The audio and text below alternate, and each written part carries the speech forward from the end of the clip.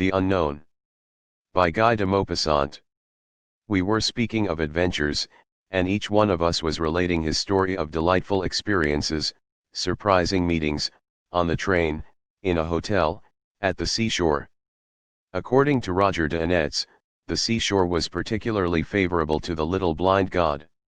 Gontran, who was keeping mum, was asked what he thought of it. "Guess Paris is about the best place for that," he said. "Woman is like a precious trinket, we appreciate her all the more when we meet her in the most unexpected places, but the rarest ones are only to be found in Paris." He was silent for a moment, and then continued, "By Jove, it's great. Walk along the streets on some spring morning. The little women, daintily tripping along, seem to blossom out like flowers. What a delightful, charming sight! The dainty perfume of violet is everywhere. The city is gay, and everybody notices the women. By Jove, how tempting they are in their light, thin dresses, which occasionally give one a glimpse of the delicate pink flesh beneath. One saunters along, head up, mind alert, and eyes open. Tell you it's great. You see her in the distance, while still a block away, you already know that she is going to please you at closer quarters. You can recognize her by the flower on her hat, the toss of her head, or her gait. She approaches, and you say to yourself, 'Look out, here she is.' You come closer to her and you devour her with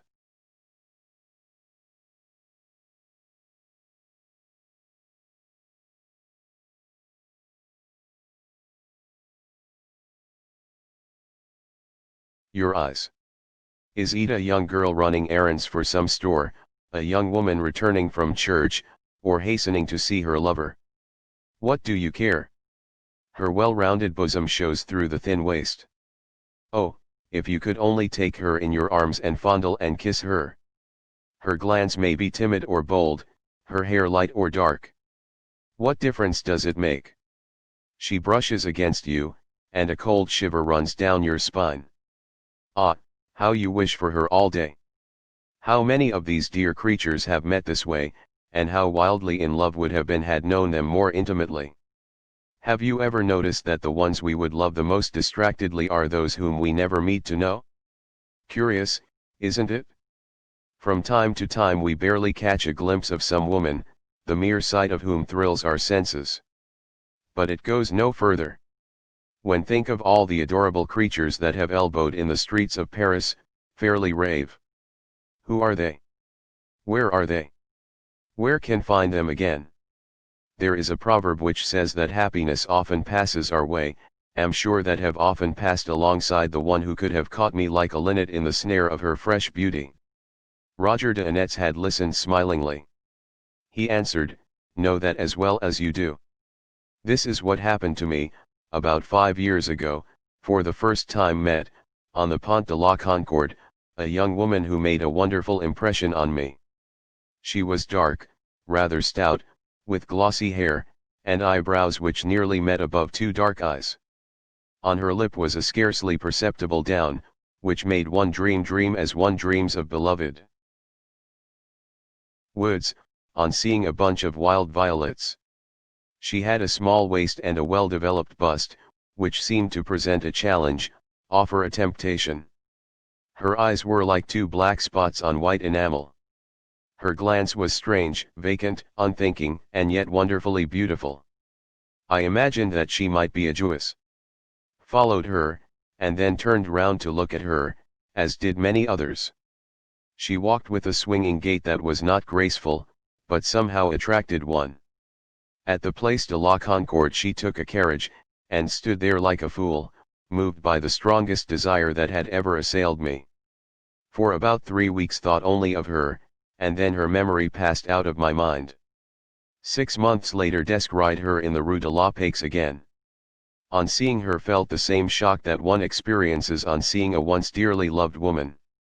Stopped that might better observe her. When she passed close enough to touch me felt as though were standing before a red-hot furnace. Then, when she had passed by, noticed a delicious sensation, as of a cooling breeze blowing over my face. Did not follow her. Was afraid of doing something foolish. Was afraid of myself. She haunted all my dreams. It was a year before saw her again. But just as the sun was going down on one beautiful evening in May, recognized her walking along the Avenue des Champs-Élysées. The Arc de Triomphe stood out in bold relief against the fiery glow of the sky. A golden haze filled the air. It was one of those delightful spring evenings which are the glory of Paris. I followed her, tormented by a desire to address her, to kneel before her, to pour forth the emotion which was choking me.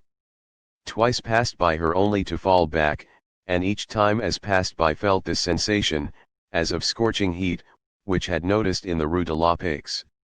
She glanced at me, and then saw her enter a house on the Rue de Presbourg. Waited for her 2 hours and she did not come out. Then decided to question the janitor. He seemed not to understand me. She must be visiting someone, he said. The next time was 8 months without seeing her.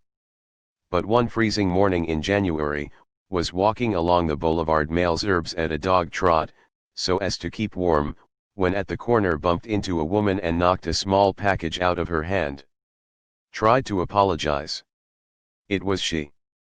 At first stood stock still from the shock, then having returned to her the package which she had dropped, said abruptly, "Am both grieved and delighted, madam, to have jostled you. For more than 2 years have known you, admired you, and had the most ardent wish to be presented to you, nevertheless have been unable to find out who you are, or where you live. Please excuse these foolish words. Attribute them to a passionate desire to be numbered among your acquaintances. Such sentiments can surely offend you in no way.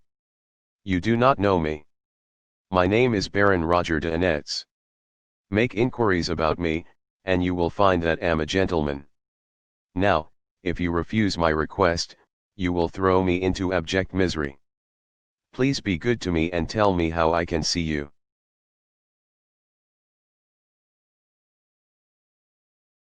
She looked at me with her strange vacant stare, and answered smilingly, "Give me your address. Will come and see you." Was so dumbfounded that must have shown my surprise. But quickly gathered my wits together and gave her a visiting card, which she slipped into her pocket with a quick, deft movement. Becoming bolder, stammered, "When shall see you again?" She hesitated, as though mentally running over her list of engagements, and then murmured, "Will Sunday morning suit you?" Should say it would. She went on, after having stared at me, judged, weighed and analyzed me with this heavy and vacant gaze which seemed to leave a quieting and deadening impression on the person towards whom it was directed. Until Sunday my mind was occupied day and night trying to guess who she might be and planning my course of conduct towards her. Finally decided to buy her a jewel, a beautiful little jewel, which placed in its box on the mantelpiece, and left it there awaiting her arrival. Spent a restless night waiting for her. At 10 o'clock she came, calm and quiet, and with her hand outstretched, as though she had known me for years. Drawing up a chair, took her hat and coat and furs, and laid them aside. And then, timidly, took her hand in mine. After that all went on without a hitch. Ah, my friends! What a bliss it is, to stand at a discreet distance and watch the hidden pink and blue ribbons, partly concealed, to observe the hazy lines of the beloved one's form, as they become visible through the last of the filmy garments.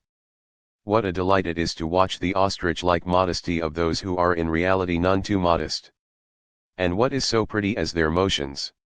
Her back was turned towards me, and suddenly, my eyes were irresistibly drawn to a large black spot right between her shoulders. What could it be? Were my eyes deceiving me? But no, there it was, staring me in the face. Then my mind reverted to the faint down on her lip, the heavy eyebrows almost meeting over her coal black eyes. Her glossy black hair should have been prepared for some surprise. Nevertheless was dumbfounded, and my mind was haunted by dim visions of strange adventures. Seemed to see before Medj one of the evil genii of the 1001 Nights, one of these dangerous and crafty creatures whose mission it is to drag men down to unknown depths. Thought of Solomon, who made the Queen of Sheba walk on a mirror that he might be sure that her feet were not cloven. And when the time came for me to sing of love to her, my voice forsook me.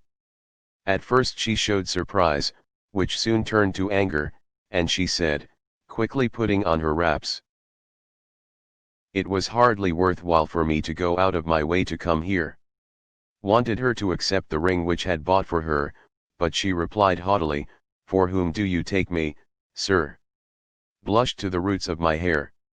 She left without saying another word. There is my whole adventure. But the worst part of it is that am now madly in love with her. Can't see a woman without thinking of her.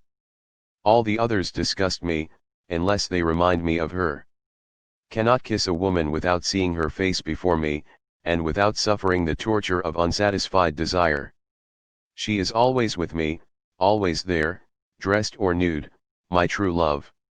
She is there, beside the other one, visible but intangible.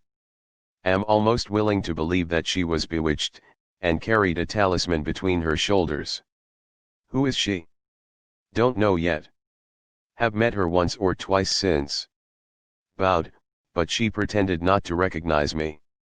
Who is she? An Oriental? Yes, doubtless an Oriental Jewess. Believe that she must be a Jewess. But why? Why? Don't know.